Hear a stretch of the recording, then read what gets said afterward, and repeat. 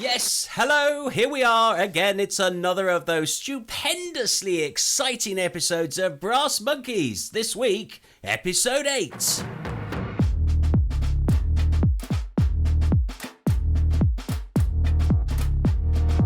Welcome. Hello, how are you? Lovely to have you with us once more. Why haven't you been in touch? We want to hear from you. We're going to tell you how to get in touch with us shortly, but right now, let me just introduce myself. I am the one and the only Clyde. Over there in the corner is Cuddles. Aldo. And he was here, but he's disappeared off again. Is our latest member of the Brassmonkeez team, Bingo. Hello. No, I was just making sure I wasn't on the same train that Margaret Ferrier was on. Oh, we're straight into it this week, aren't we? COVID clear. Yeah. I have to say, this week we have an awful lot to get through. It's a bit of a transatlantic special this week because where America goes, we tend to follow. And at the moment, the great United States of America is disappearing up its own backside, and we don't seem to be far behind. Let's get straight into this week's Brassmonkeez news.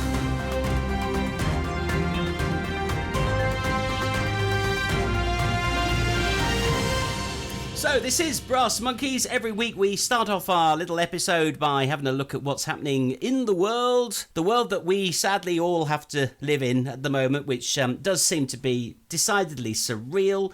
I think first things first though, as Bingo mentioned, Margaret Ferrier, the Scottish National Party MP, I believe, who felt a little bit unwell last week, decided to get a COVID test done before she'd got the results back, jumped on a train, travelled all the way down from Glasgow to the Houses of Parliament, made a speech in the Houses of Parliament on Monday, got the result of her COVID test that said she was positive, hummed and hawed about what's the right thing to do. I know, I'll jump on a train and travel all the way back up to Scotland. Obviously, her eyesight wasn't working. She should have jumped in a car and gone to Barnard. I was going to say, wrong side of the country. She should have headed to Barnard Castle.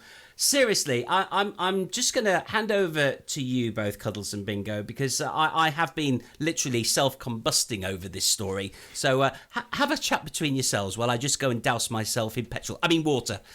Yeah, be careful. They're easily mistaken. Yeah, it's proof positive that you don't have to be a nasty Machiavellian man pulling the strings at Whitehall in order to be a complete dick about COVID. It happens to the SNP as well. So how long before we get the other lot coming in, before Labour and the Lib Dems and then Northern Ireland and everyone else jumping on, quite literally on the same train to say, yes, we've all done this, we've all headed up and down the country. It seems to be the thing to do now. He set a bit of a precedent, hasn't he, Mr. Cummings? How are we in this situation? How have we got a government that's telling us to do one thing? And I don't, it's certainly not in my lifetime, I've never ever experienced this before where they're saying, yes, do this. It's almost like 1930s Germany again. Yeah, well, that's the scary thing, isn't it? It's, yes, do as we say, not as we do. And, I mean, again, case in point this week, the Prime Minister's father was seen out and about shopping without his mask on.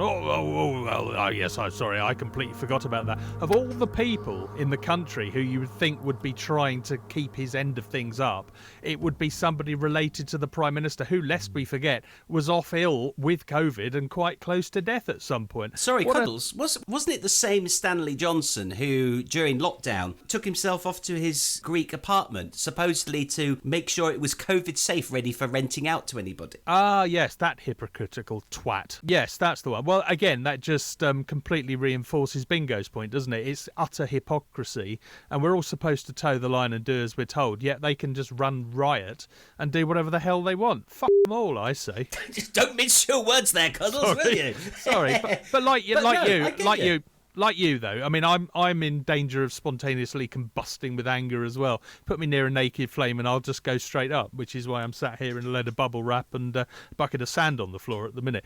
Not a good look. To get back to the point, it isn't a joke. I mean, the whole thing is so farcical. If you didn't laugh, you'd cry. And the only way to deal with it is just to sort of take one day as it comes and think, well, what madness is going to be visited upon us today? Rocket Man.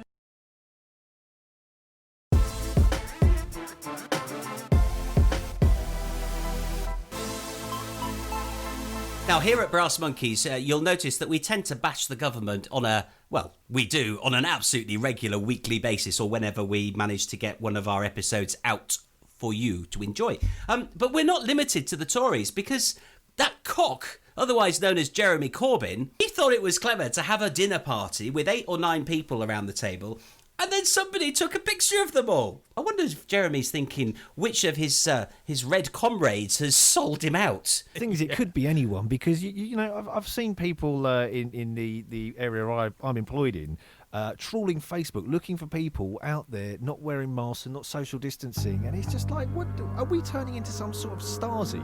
I'm not defending Jeremy Corbyn. I am very, very far left of this conversation, but I just don't get why they all have to act like dicks. Well, do you know what? I think a lot of it is divide. It's ruled by division. And actually, divide and conquer. When you said about sort of 1930s Germany, it reminds me of something that Cuddles sent the other day, which was all about Joseph Goebbels. He was Hitler's propagandist. If you don't mind, Cuddles, I'm just going to quote exactly what you sent me. Whether or not it was spoken by him directly or not, I don't know. But I think we can safely say that we know this was very much the way the Third Reich operated. If you tell a lie big enough and keep repeating it, people will eventually come to believe it. The lie can be maintained only for such time as the state can shield the people from the political, economic, and/or military consequences of the lie. It thus becomes vitally important for the state to use all of its powers to repress dissent, for the truth is the mortal enemy of the lie, and thus, by extension, the truth is the greatest enemy of the state. Actually quite chilling, isn't it? Oh, just the word I was going to use. That is absolutely chilling. And even if it wasn't absolutely uttered by that man, it was certainly his modus operandi, wasn't it? And it's also the modus operandi, even more chillingly, of the man currently sat in isolation in a big white house somewhere at the end of Pennsylvania Avenue.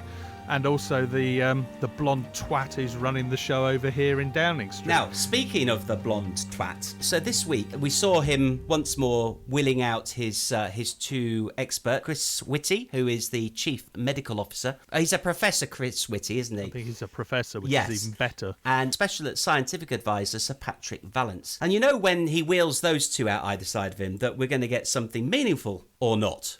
Mm-hmm. So this week we basically... You hope. Well, exactly. We don't generally get anything of any sense out of Boris.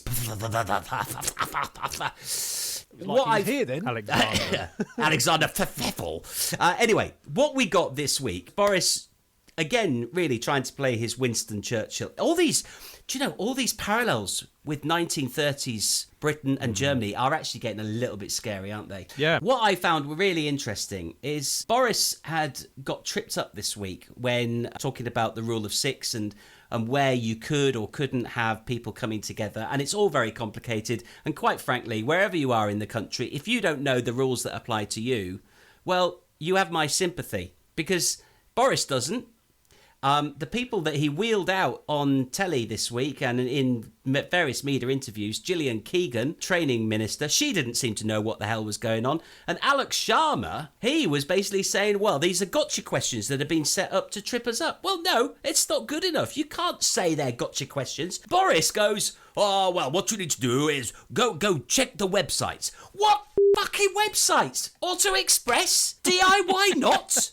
House Today? Well. Yeah, it's about as useful. They can't tell me what the current Houses of guidelines Parliament are. Today. That might be useful. Jesus, no, I mean, but don't forget, this man's got form. When Corona was first sort of on the ascent back in sort of March, April time, he didn't bother turning up for half the Cobra meetings. It's perfectly true that I have had some drugs.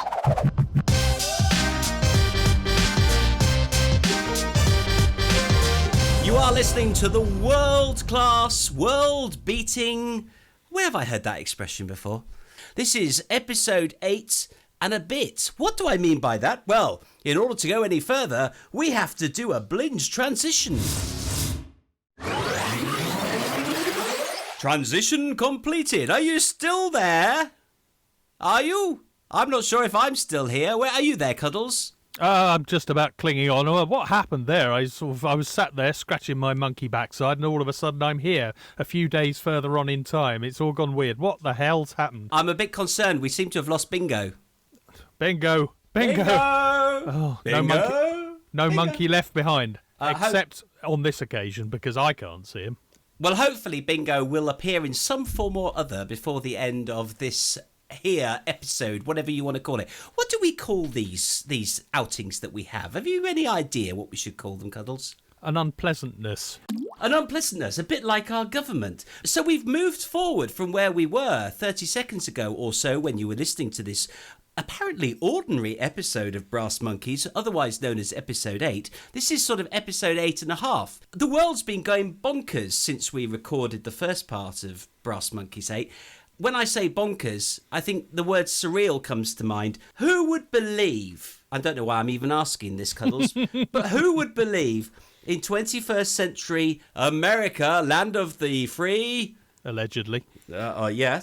That some redneck militia, right-wing redneck militia, would decide it was a good idea to kidnap the governor of Michigan. Editors, insert banjo music now and stand back. Yeah. Yeehaw! What the hell's this about? I'm just looking at it. On our friends, the BBC's news website. FBI busts militia plot to abduct Michigan Governor Gretchen Whitmer. I mean, we shouldn't laugh. This is very serious stuff. Serious shit. But it sounds like a load of rednecks have basically tried to kidnap this woman because she wants to try and keep them safe and stop them dying of coronavirus. And when you scroll down and look at the mugshots, my God, if you had to say typical redneck inbred simpleton, there's 8 of them right in front of me now, and not one of them has got eyes more than a couple of centimetres apart from the other. They look like horrible mirror image effects that you get on your phone when you're playing with Instagram or whatever. All of them forceps births, all of them unplanned, all of them very, very simple. It's like the board game called Guess Who, where you had all the different faces and you had to try and work out who was who, and you flipped them up and they all looked slightly odd. Well, trust me, this is like looking at a macabre horror version of Guess Who. Get ourselves a picture of a ghost and that'll distract them. We can go and get ourselves a governor. Oh yeah. God's sake, it's scary. This really is scary stuff. And if you want to point a finger at anybody who is more than happy to whip this shit up and stoke the fires of hatred and division, it leads us all back to one person, does it not? Oh, would that be a certain... I will be the greatest president for many, many, many, many years to come. What's scary, though, Cuddles, is that they're part of a group that's called Boogaloo Boys, okay? Now, the Boogaloo Boys, it's an online group of right-wing fascists, whatever you want to call them, extreme libertarians. The term Boogaloo refers usually to a civil war. And these guys, they hate government. They hate everything to do with taking away their right to bear arms. Mm-hmm. And yet, at the same time, a lot of them are pro-Trump.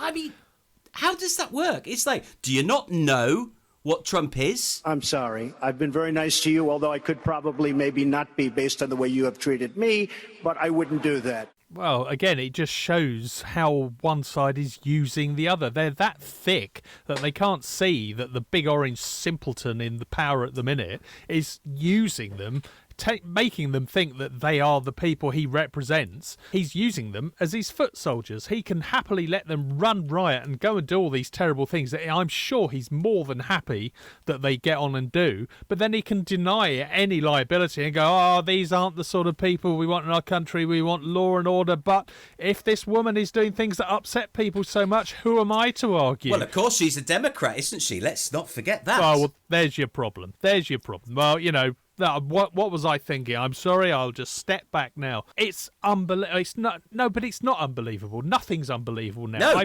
don't ever say anything is unbelievable, because the world is now proving to you day by day in absolute technicolor that the world is batshit. Batshit is a very good way of putting it. Bat what I shit. find worrying, the population of the United States of America is around about 320 million. How like many millions of those are there armed to the teeth in the United States? A scary proportion. But be grateful to God, because God provided a blessing for the one and only Donald this week as he miraculously survived being attacked by COVID-19 Or has he? He's described himself as feeling better than he has done for the last 20 years. He has called it a blessing from God that he got it. He said, I get it. I understand this. I've been to school, real school, not book school. I've been to school. For f***'s sake, man, what the hell is wrong with him? Why couldn't it just get him and finish the job? I mean, Lord knows I want to go back to America at some point. It's a lovely country, and the vast majority of the people there are actually quite normal. And so I'm not threatening the president before anybody in the NSA starts picking up the phone. Neither am I. None of us. But, do you know, to be perfectly honest, I wouldn't have been the most upset little monkey in the world if Corona had finally done the job. There he is, spouting this bullshit about this cocktail of drugs they fed him, telling everyone he's fitter than he's ever been, which tells you all you need to know about his level of fitness, probably. But coughing away, clearing his throat, sounding quite raspy. And there was I believe he did a phone call with one of his pet Fox News. Oh, one of the Foxies, yeah. Yeah, one of the Fox News people the other night. And basically it sounded like he was as high as a kite. I think the phrase I saw was higher than a giraffe's arsehole. I like that. That's great. On the drugs. Yeah, it's great, isn't it? Or asshole. And basically I don't have the details in front of me, but look it up. Look up Donald Trump car crash phone call Fox News. I mean, that probably won't narrow it down particularly, but just go for the more recent do it, filter it by date, and you'll probably see the most recent. I think it was Tucker Carlson or one or other of these right-wing nut jobs who works for Fox. And even he, you could see, was trying to sort of press the stop button on the phone call because Donny was running away with himself. I think he was absolutely full-on gangster tripping on whatever it was they pumped him full of. You are fake news. But doesn't that say it all? Doesn't it say it all when Fox News, the most partisan pro-Trump broadcaster on the planet, is actually going, wind your neck in, Donald. You are fake news. Well, I think he has of late even started accusing them of being non-partisan towards him. I mean, it's probably the worst crime in that country as far as he's concerned, that even Fox News, the right-wing lapdogs, aren't pulling along and playing the game with him. And I do believe that this person was probably trying to do as much PR for the man, if nothing else, by trying to get him to shut the fuck up. Yeah, Donald, help yourself. Yeah, exactly. Really, we're going to have to cut you. Yeah, you're breaking up, Mr. Yep, you've gone. Okay, here's sports. And so away they go to a break. Unbelievable. I mean, it's not unbelievable. It really, I mean, I keep saying but it's not unbelievable. The whole world is quite literally gone to batshit. I own a big chunk of the Bank of America building in 1290 Avenue of the Americas that I got from China in a war. That's why, ladies and gentlemen, you need to keep listening to Brassmonkeez, where we bring you a, shall we say, light-hearted but erudite look at what is actually going on the planet around you as you try and steer your way through the complete and utter cacophony of noise, bullshit, batshit, crap, bollocks, arseholes. You name it, they're all here. We cover them all on Brassmonkeez, and we'd love to hear from you, by the way. Do drop us a line. It's brassmonkeez@gmail.com. And, of course, you can keep up with our various utterings on our Twitter feed, which is, unsurprisingly, @Brassmonkeez, Keez. It is the American spelling. Don't know why we did that. Actually, we do, because we like America. We just don't like certain people who seem to be in charge of it at the moment. But for how long? That is the question. Interesting development this week. Nancy Pelosi, who is the head of the Senate, has been debating with the Senate about Article 25 of the American Constitution. And it's all to do with how they can make sure that if they have a president who has lost his faculties, that they can actually boot him out. Is it retrospective? That's the problem, I think, isn't it? But interesting. It's like you almost think, seriously? We may even have a Space Force. Develop another one. Space Force. We have the Air Force. We'll have the Space Force. We have the Army, the Navy. The Americans had the opportunity to create their Constitution, having learned lessons from centuries of global history, and they didn't add in a proviso about how to get rid of a batshit bonkers president when they need to. With nuclear codes in his pocket. With nuclear codes in his pocket. I know, seriously, you couldn't make this up, could you? You really couldn't make it up. Well, you've got to hope that someone in the White House has swapped that little bit of laminated plastic that he keeps in his inside pocket for one that just basically has all the order numbers for his local Taco Bell or something like that. So he phones up and goes, I want one number 27. I want a taco. I want a burrito, and I want lots of onions on it. And somebody deep in the bunker somewhere goes, do you know what? I don't think I'll be pressing the button just about now. And let's carry on as if this never happened. Hello?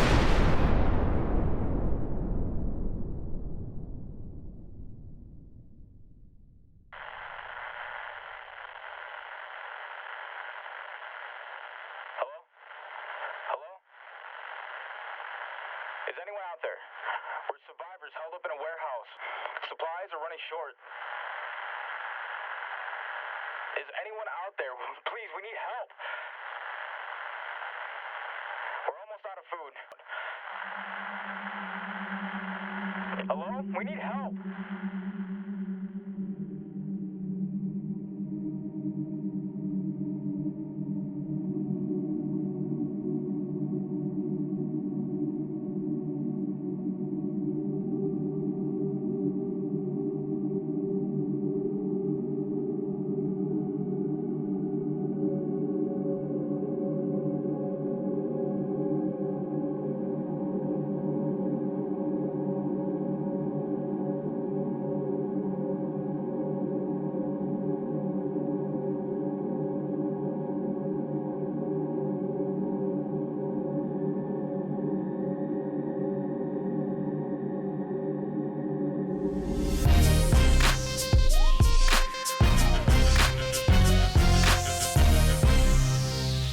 So you are listening to Brassmonkeez. This is episode 8 and a bit at the moment. We have gone through a BLEACH transition, but we'll return you to normal service as soon as we can. I want to talk, though, about what's happening in the world. We mentioned about Scotland locking down today. Wales wants to shut its borders to English bastards, not let them in. I don't know why I keep doing that voice whenever I think about Welsh, but there you go. I won't do the accent. And, of course, the northeast, the northwest, I think Nottingham, Manchester... It's a sea of red with infections going through the roof, and it's travelling down the country. By the time you hear this, you'll probably know what the reality of that means to you, wherever you are. Next week, we'll see some new measures coming in to try and halt the spread of this disease, which is, quite frankly, scary the way it's taken off. But there's just a sense that actually we're, again, reacting too late, and we're chasing a horse that happens to be a thoroughbred. It's off and running and long gone, and the only way probably, and I hate to say it, but probably the only way we're going to sort of get a grip on it again is to go back to the pretty much full-on lockdown. And I don't honestly think they're going to go for that, because politically it's not an acceptable thing. They're going to try to keep finding ways to manage it, but every time they bring out yet another restriction, we're heading more and more that way, aren't we? Reality is it might only be for a couple of weeks, but it's something to put in a bit of a fire break, something that sort of says, right, okay, let it peak, come back down again, then we let you back out again gradually. But you know, it's you can't trust people to do what they're told, and Absolutely. So ultimately we're just going to end up being locked away again. And on that bombshell, I think it's time that we restore you to your normal programming. So stand by for the BLEACH transition. Goodbye. Enjoy the future. Ciao. Or the past. No, I'm confused. No, absolutely not. He would love you to believe that is who he is. But rapidly, I think the scales are falling from everyone's eyes. This sort of blustering image of a Billy Bunter-esque sort of fool who, I'm just a man of the people. People realise he's not. He's a devious, calculating sack of shit who should be removed from power as soon as possible, along with the vast majority, if not all of his cabinet, because not one of them knows what the they are doing. The problem is, Cuddles, is we all know that as rational human beings, the people that are going to continually vote for Boris are the ones, I get Brexit done, don't I? I've got to get Brexit done. Get done. There's your problem. And it There's doesn't absolutely matter. your problem. Well, How much we scream about it until they get Brexit done, we're stuck with him. They are, though, the British equivalent of the rabid extreme right wing who will be voting to keep Trump in the White House for many, many, many, many years to come. New exciting things to try out. The app, by the way, the app that the world-beating app that we were meant to have had, I think, some months ago. Have you downloaded it? I don't know. Bingo was talking about this. Have you got it yet, Bingo? It doesn't fucking work. Oh, really? Because I've downloaded it. I've downloaded Right. it as well, and I got quite excited. I did my first QR code scan in a venue the other day. I was quite excited. And now you're telling me it doesn't work. Well, full declaration. I'm a bit of a geek, all right. Or don't think I'd be here if I wasn't. And I am a fully paid up member of the Steve Jobs fan club. So I have got a pre-release version of the latest Apple software. Anybody can get this. This isn't something I pay for. You can go away and get it and download it to your phone, and it's all fun. I'm actually stuck with it at the moment for reasons which I won't bore you with right now. So I thought, the latest version of Apple software, not the one that general public's got, like the latest one that's just come out of California. Right. This will work fine, no problems with it. It didn't work at all, the first one. They've sent an update now, and now I can turn exposure notifications on. But I've done a bit of poking around, and I've downloaded the app from Ireland and the app from Scotland, and they all work fine. The only one that won't function on my iPhone is NHS England.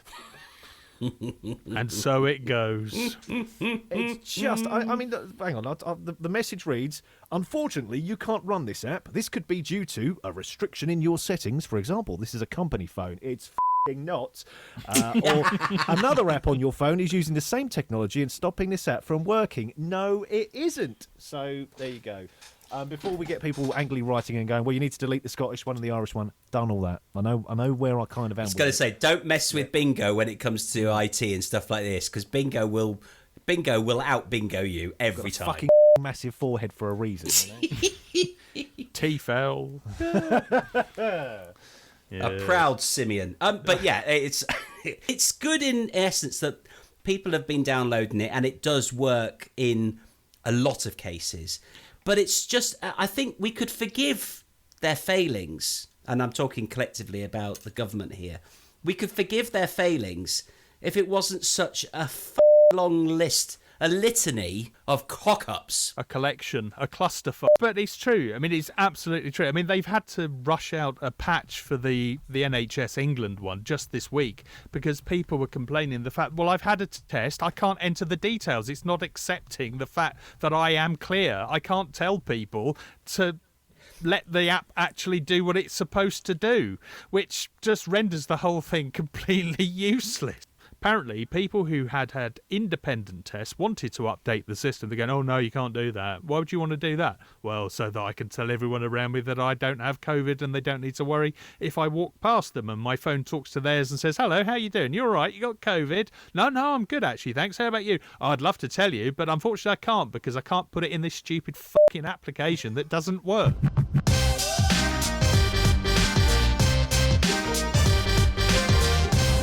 Just as a matter of interest, what is yours saying as the risk level? Are you medium? Everybody's medium. Everybody's Yeah. medium unless you're like in the meltdown zone. Exactly. If you're in Llandudno or something, it's like, run away, hide, do not try and exit, go to cover, put doors up against the wall, paint your windows white, all that.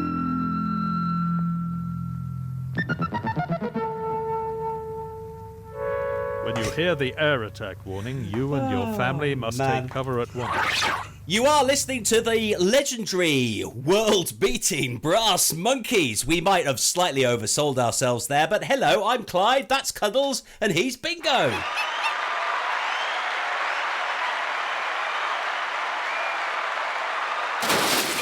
Yes, I believe the atmosphere up there is somewhat less hospitable, certainly in the breathing way. But if COVID's taking over, it could very well be that that's what we're going to have to get used to anyway. So who knows? Perhaps this is evolution happening on a very quick and sped up scale. Yeah, Venus sounds like it could be quite good. I mean, we could set up an air bridge, couldn't we? Yeah, it's perfectly safe. You don't need to quarantine when you get there. Well, not for the reasons that you might do down here, but You might probably have to go and find yourself some oxygen tent somewhere for the next 10 years to work out what your lungs are doing with what you can and can't breathe up there. It's all fine till someone comes back and starts coughing. You've got the Venus flu. That'll be the next. The Venus virus. The Venus virus. Oh, very good. Venus virus. That trips off the tongue, that one, doesn't it? That's my worst Donald Trump impression. The Venus virus for him could turn into the penis virus, couldn't it? Because he is one. No, I didn't say that at all. I don't think you understood what was said. No, that's bollocks. No, that's bollocks. No, that's bollocks. And that will annoy him more than anything, and then he'll start acting like a wounded animal, lashing out more and more, and hopefully more and more people go, actually, he really is a bit of a dick, isn't he? And hopefully he won't get voted in. Then there's something wrong with you. You're certainly not very good. No, that's bollocks. No, that's bollocks. Well, anything, and just drop that in afterwards. We'll just be No, quiet now. that's bollocks. This is Brassmonkeez.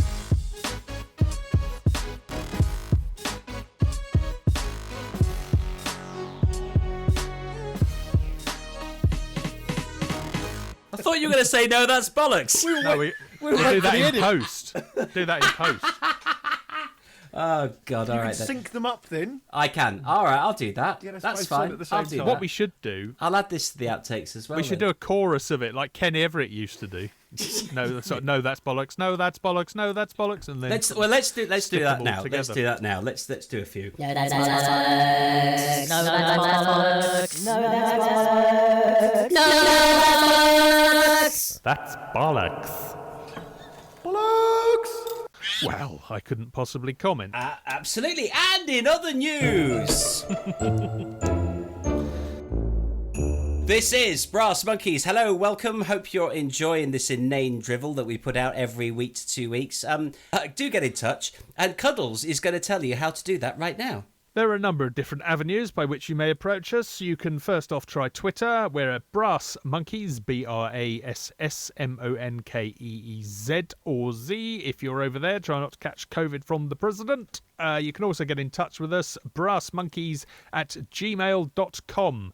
Or just do a search on Google, look for Brassmonkeez, all one word, and we'll pop up somewhere. And if you feel an itch, then it's probably because we've given you one of our nits. Crabs. So it's just me, sorry.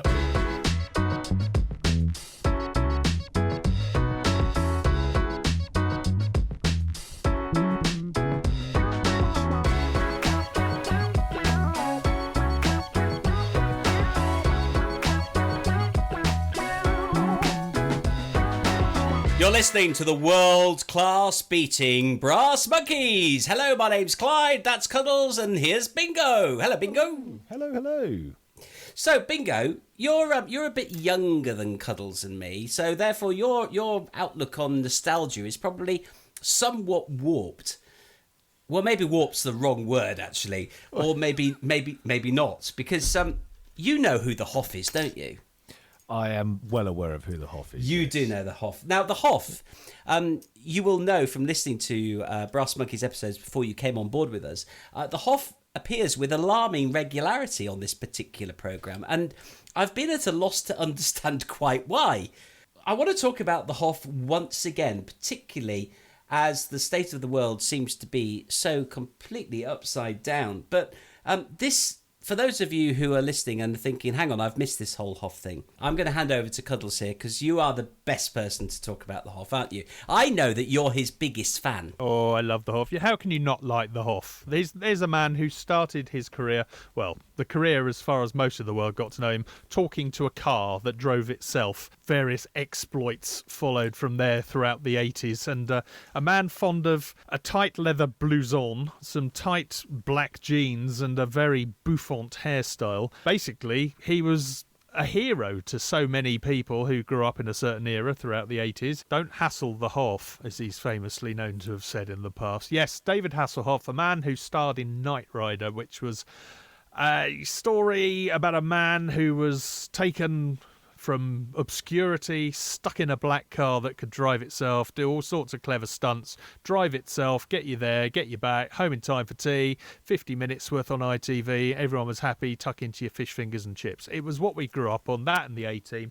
We're back to Glenn A. Larson again, the man who basically owned action series with a bit of a tongue in listen the cheek. to earlier episodes of Brassmonkeez to hear more about Glenn A. Larson, because we've covered him a few times, haven't we? Yeah, well, I mean, and of course David Hasselhoff then could do no wrong. He went on from there through the early 90s into Baywatch, which I'm sure we all know for various reasons. I don't know what you mean. Well, do you know what? In another life, I actually got paid to work on that series when it You came are over here joking! to- You are joking! No.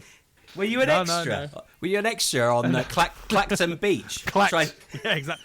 Standing there shivering in my speedos, trying to go. When do I get to meet Erica Aleniak? Is she coming down here? I'm freezing my nuts off here. Is that David Hasselhoff? Hey, I'll do. No. Yes, I have worked in the entertainment industry for quite some years. One of the series that came across the pond from our friends over in the States was Baywatch. But yes, so I got to enjoy it on a professional level, and I could wind it backwards and forwards as much as I bet you liked. did. I bet you did, Cuddle. And indulge. But it was that series that really probably brought David Hasselhoff to sort of mass market knowledge, wasn't it? Everyone really got to know. It was such a glossy, showy thing. It was required viewing on ITV. I think it was Saturday nights, wasn't it? And as a result of that, he then got his singing career going. He also, previously to that, of course, helped bring down the Berlin Wall, lest we forget, by doing a concert next to it in 1989, just about at the same time that East Germany finally realised they'd had enough. Inordinately popular in Germany for some reason. Even before the fall of the Berlin Wall, he was probably the acceptable face of American capitalism that the Stasi would let you see. And then when he became famous after the wall had come down and he was touring the former East Germany, part of his stage act was to kick down a mock Berlin Wall in a slight echo of Spinal Tap, if you've ever seen that, and the famous miniature Stonehenge. I can't help but think, and I think at one point as well, he actually drove a radio-controlled kit, the Knight Industries 2000 black car, into said wall. So that tells you just how big and how impressive the thing was on stage. That's the classic jumping the shark moment, though, isn't it? Oh, I mean, really. Yeah. But he could jump the shark and make it look good in a kind of surreal way. Which makes me believe that he is who we need right now at this moment in global history. Let's go the whole hog. What do you say? We just go United States, United Kingdom, the HOFF is king. I'm not sure what Lizzie will say to that. Do you think we should run it by her first? Can you imagine the HOFF stood on the parapet at Windsor Castle addressing his subjects? Oh my God, now there's a surreal vision. King David. We haven't had one of those, have we? Well, A King David, yes, a King David. We should write to him. Should we do that? Should we write to the HOFF and let him know that we've been sharing our thoughts about this? I think we should do that. I don't know, but I think we should do it, don't you? Dear Mr. Hoff, enjoyed you knocking down the Berlin Wall on stage in the 80s. Fancy running a country, you could do it. Fancy running the world, you could do it better than. But I think we should send it. I think we should send him links to these episodes so that he can hear how much we adore him. Yeah, selected takes from the episodes. Well, no, I think the whole hog. Just put it out there and you go, come on, Hoff. You know, here you go. This is the raw unedited. This is the whole caboodle. Are you with us? Are you with us or against us? The people have spoken. We need you. We need Hoff. I think we should do it. I'm going to do it. I am going to do this. I'm telling you now, Bingo and Cuddles, I am going to send a message by whatever means I can to the Hoff. An SOS. Do you have to show a signal in the sky? Projectors calling the Hoff. I know. You. I know. Do you remember in the 80s and early 90s there was a beer called the Hoffmeister, wasn't there? And it was a bear, wasn't it? It was the bear. So if I can maybe follow the bear. If I could project a follow the bear logo into the sky, do you think maybe that could? Oh my God! I need to get some sleep. Oh, Christ, I think we all do. Or I more think monkey anything's juice. possible. More monkey juice. Anyway, there we go. So I'm going to say HOFF for the future. There you go. That's let's go a bit more highbrow now, because and I know for a fact, at least I'm pretty sure for a fact, that this is something that Bingo won't be familiar with. But Connections was the most amazing series. I remember watching this when I was probably adolescent, so just start of my early teens, maybe a little bit before, but presented by a guy called James Burke, who had this unique look and a unique way of presenting his program. And it was making science really, well, it sounds a bit cheap to say it sexy, but he made science really connected and really interesting. And the whole premise behind Connections was how it's, if you ever heard of the butterfly effect, which I'm going to let Cuddles explain to you because he's much better at this kind of stuff than I am. And I know he's also a huge James Burke fan.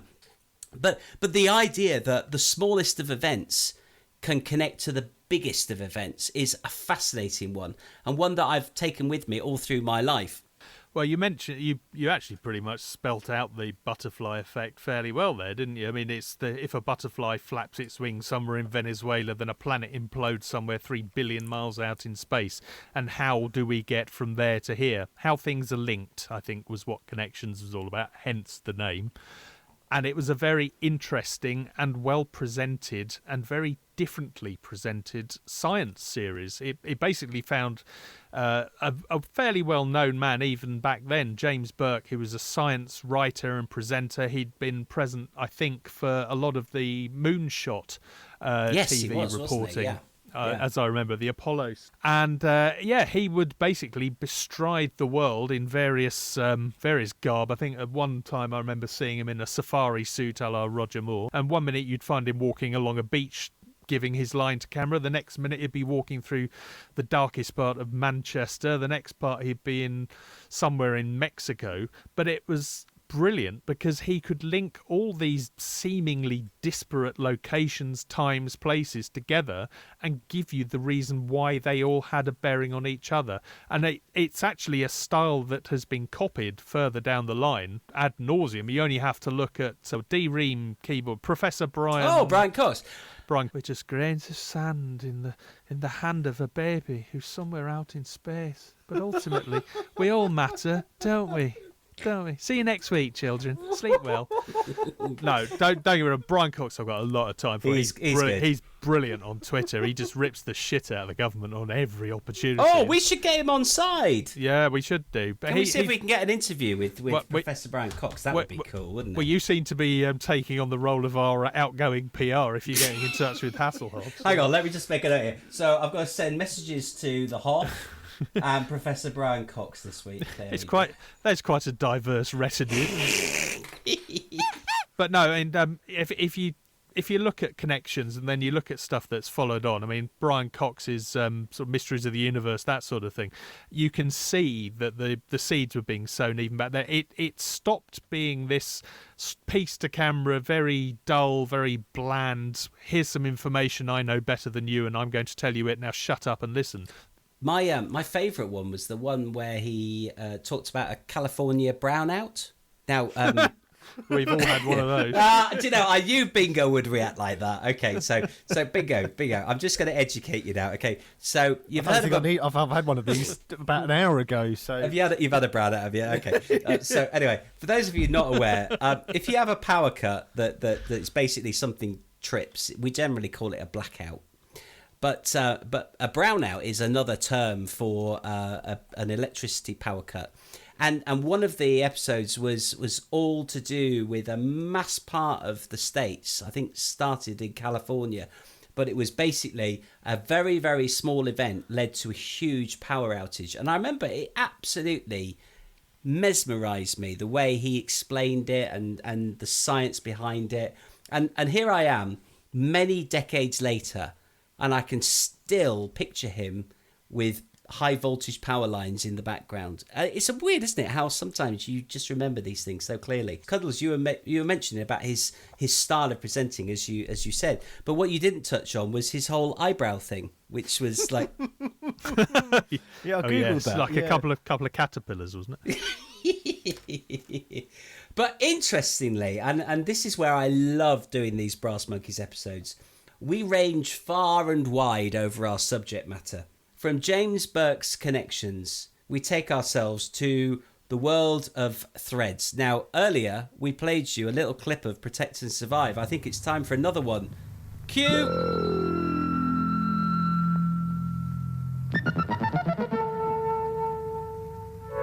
So, Cuddles, tell me about the connection. See what I did here? I've been planning this. Tell me about the connection between James Burke's connections and threads.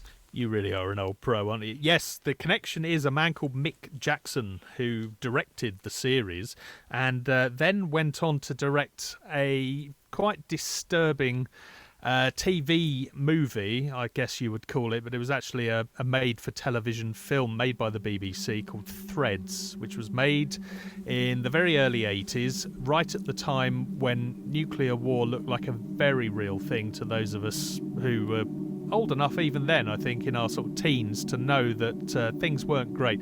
We had the forces of Reagan and Thatcher raised against whoever was in power in the Soviet Union that week until Gorbachev took over. They seemed to be going through them at a rate of knots. And the Cold War was about as cold as it had been probably since the early 60s and the Cuban Missile Crisis. And we had cruise missiles being stationed at Greenham Common. There were all sorts of rampings up. We'd not long had, well, in the last couple of years, we'd had the invasion of Afghanistan by the Soviet Union. Things weren't great, basically, between the West and Russia, or the Soviet Union as it then was. And to pick up on this, there was quite a lot of drama being made. A lot of culture was reflecting this darkness, and there's another connection there. The Protect and Survive that you heard earlier was actually re-recorded by the man Patrick Allen, a legend in his own lifetime, a man often seen flying around in helicopters advertising budget homes for Barratt, but he also was a very well-known actor and voiceover artist, actually. He had narrated the original Protect and Survive films in the late 70s, but was coerced with a lot of money to do it again for none other than Frankie Goes to Hollywood in the early 80s for the seminal Cold War theme tune, you could argue, Two Tribes, and re-recorded them with a few differences, but generally it was the same script that he'd read a few years before. Anyway, I'm not Cuddles, sure. I've just got to say, Cuddles, you go to the top of the class for that. That is brilliant. That is what Brassmonkeez is all about. A round of applause for Cuddles there. Thank you. But anyway, to get it back to Mick Jackson. Mick Jackson was the man that directed this film Threads that was thoroughly disturbing. It was a no-holds-barred drama about the impact on two families in Sheffield in the event of what became a nuclear exchange. And Sheffield was targeted because if you know that part of the world, you'll know that what is now Robin Hood Airport up there was once RAF Finningley, which was I remember going to an air show there when Indeed. I was a boy. You would remember that sort of thing. It's only fairly recently. It's not been in RAF hands, but they used to have in the late 70s and early 80s based there were the famous V bombers, including the Vulcan, which we all know and love, the flying tin triangle. But that's another story. It basically made Sheffield and that area. Message to self, Vulcan. Vulcan. There we go. We need to do Vulcan in an episode. Sorry. Big. No, sorry.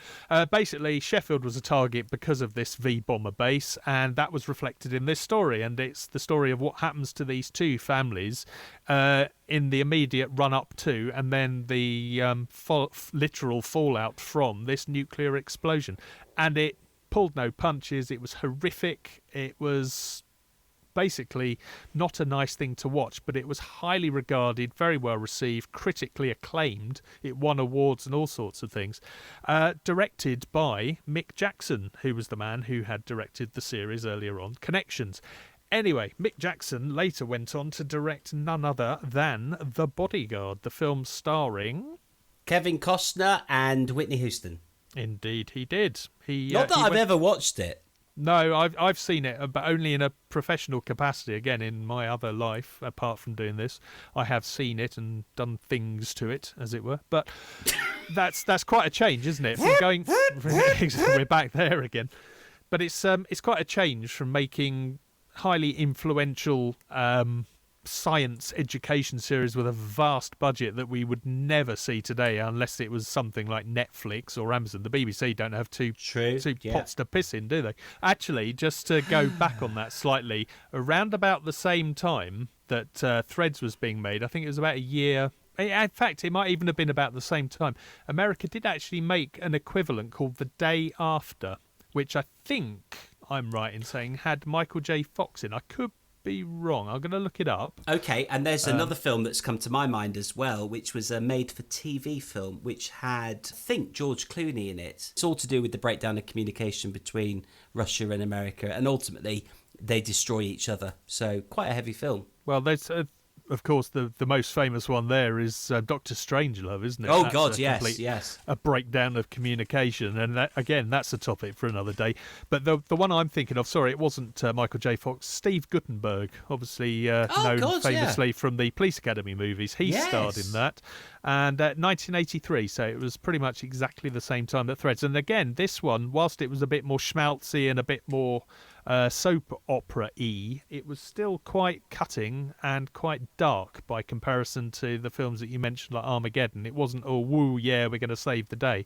It was actually quite nasty, and it gave a lot of people, I can remember it being shown on British television, and the next day people coming into school going, oh my God, did you watch any of that? And it was, oh, what's the point? We're all going to die. Hey! You know, it's all shit. Yeah, exactly. Well, it's bringing back memories, isn't it? It's all sounding slightly familiar, but at least back then we knew who the enemy was. Well, at least then we knew that our arch enemy was the space hopper. Oh, the space hopper. That evil face. That evil face. What was that all about? Actually, do you know what the space hopper was? Actually, a lethal weapon in the wrong hands, wasn't it? The number of times I've gone flying off in an unexpected direction as a young simian through bouncing too exuberantly on a space hopper. What a great invention that was, though. How do you think the planning for that came about? I think a drunken lunchtime somewhere in the West End. I think. Are you know what a space opera is, Bingo? You're not that young, are you? No, I've experienced a space opera before, but obviously I from a slightly different era to you. They never had terrifying faces on them. They just kind of had, like just regular faces. But I was just stepping backwards ever so slightly, boys, just as you were chatting then, furiously Googling the stuff you were talking about. It just looks fucking cool. It was horrific. War? But you know, Bingo, you should watch it anyway. You should watch it anyway, because it's... No, I will stick to my cartoons and programs about... No, watch that, and then watch a good cartoon like Fred Flintstone or Tom and Jerry. Actually, hang on. I need to write another thing. God, this is a hothouse of ideas tonight, isn't it? So, cartoons that are now un-PC. Good. Marvellous. Right. Sorry, Space Opera. Sorry, I just would say for the record, if you are going to watch Threads or The Day After, but particularly Threads, don't watch it on your own, and don't watch it when it's dark or you've got the curtains shut. There is a famous story. This is all sort of off the record. There is a famous story. I know someone. I work with someone. It was a young sound assistant at the BBC. They did all the audio laybacks for the film at Lime Grove. And every half hour or so, he said they actually physically had to walk out of the dubbing suite, out the back for a cigarette, just to remind themselves the world was still there, because it was so immersive and so horrific that they had to go outside and go, no, that's fine. Right, you've got a cigarette. And, that's a fantastic they go description. Again. Right. I like that. That really brings it home. Yeah. Right, let's dub some more screaming and the sounds of burning flesh on, shall we? Not fun. You want me to do that, do you, Cuddles? Yeah, sorry, space operas. And on a lighter note, space operas, sorry. Banging a space opera is a euphemism for something, and I can't quite remember what. But oh, God, I'm going to have fun editing this. I really am. Let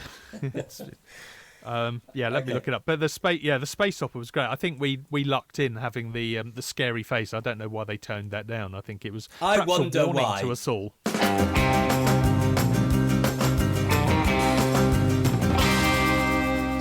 Around about the same time as Space Hopper came around, there appeared this strange game which consisted of a post with a spiral on it and a long piece of cord and a tennis ball on the end. It was the one and only Swing Ball. And what a game that was. If you thought it was dangerous bouncing up and down on Space Hopper, sending you flying into your dad's greenhouse, well, Swing Ball was guaranteed to put you in A&E with a bloody tennis ball embedded in your eye. It was one of those games where it would start off quite gently, but then the aggression would come in. And for those of you who remember, part of the thing was how many times you can, in one stroke of your bat, you could get this ball flying around up or down the spiral. And it was literally, you're just you're hitting a ball against an opponent, and it's whoever can get the ball to the top or the bottom is the winner of the game. But yeah, it just brought out the worst in everybody. And it was lethal because depending on the cut that you hit the ball at, you could find the ball would go from like a foot above the ground to like 6 foot above the ground. You never had any idea where it was going to end up. It's a fantastic way to torment your siblings, though. I used to enjoy playing that with my sister. It was her swing ball, but we used to get it out, stick it in the grass, and it was never used to quite stand up straight, and whack the thing and actually aim it at her head. Exactly, that's what I'm saying. It's a deliberate tactic. I enjoyed it. I thought it was a great tool. It was a great way of letting out a lot of stress and anger at your sibling as well. They should bring back stuff like that. You don't get that anymore, do you? Kids have got no outlet to beat each other up now.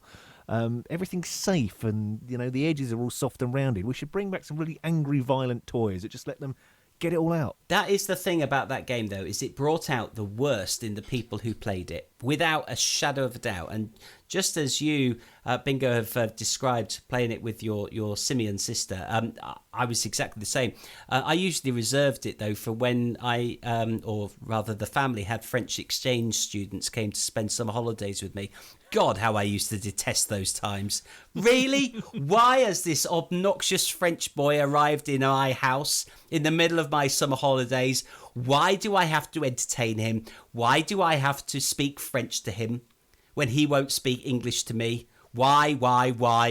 I need to go and see my therapist again. What is this you've got? You are Let throwing it your all balls out. at me. Stop throwing your balls at me. I don't want it. And You should get them on. And what made it worse? What made it worse? They're here tonight. Da da da da da da. You haven't seen them since 1982.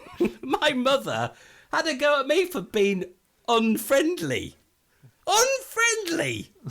Jesus.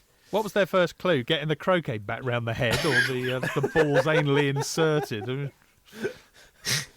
Clorox not existing back then, of course. Anyway, not as we knew it. I feel I'm going down a rabbit hole here. So, do you know what, guys? We've had a good chit chat tonight. I think there's lots and lots of stuff's come out of here. Some of which should probably have remained deep buried within my head. But there you go. So let's have a quick look at what's coming up next week here at Brassmonkeez. When I say next week, it could be a week, 10 days, 2 weeks, whatever. Don't come to us if you expect tight deadlines. There's another story. But I just want to say thank you very much for the correspondence that we've received. Some of it is absolutely unrepeatable, and we'd just like to say thanks for that anyway. But no, we're not going to change anything. So yeah, the email address is brassmonkeez@gmail.com. You can find us on the old hashtag Twitter at Brassmonkeez. Z is the end of monkeys. So Brass, MONKEEZ. We're thinking about a website if we can be asked, but then we're monkeys and we're a bit lazy. But if you reckon a website might be worth a go, let us know in which form it might appear. No, I heard Bingo actually saying that he was up for doing that. So well volunteered, Bingo. Did I say that? Bingo. Thank you. I'm going to sleep when that happens. It shall be done. As I say, snooze, you lose. As I say. It's all about repeating the lie until it's believed, as Goebbels did. Okay, so yeah, Bingo said maybe did. Bingo, as far as I'm concerned, it doesn't matter. As I say, you tell a lie big enough and keep repeating it, people will eventually come to believe it. So thanks for that, Bingo. Brilliant news. We'll look forward to seeing that in the weeks to come. Just looking forward to our next episode, though. One of the things we are going to cover, apart from the fact that I'll give you an update on my correspondence with the HOFF And also, who else did I say I was going to write to? Brian Cox. I'm writing to. Yeah, Professor Brian. Professor, Cox. Dear Prof. Anyway, I'll update you on. You're right. I'll update you on correspondence, and we're also going to look back at a time when there were heroes in the world to save us. I'm going to mention one film to you, which is a legendary film. If you don't know it, then have a look around, do a bit of research, and we'll talk about it on the next episode. But Where Eagles Dare. My God, if there's a time when we needed some people with balls to look after this planet, it's now. Go and Google Where Eagles Dare. Until next time, I bid you farewell. This is Clyde, over and out. Broadsword, out. I've got no idea what you two are talking about, but I think that's us saying goodbye, isn't it? So bye. Who the hell is Danny Boy?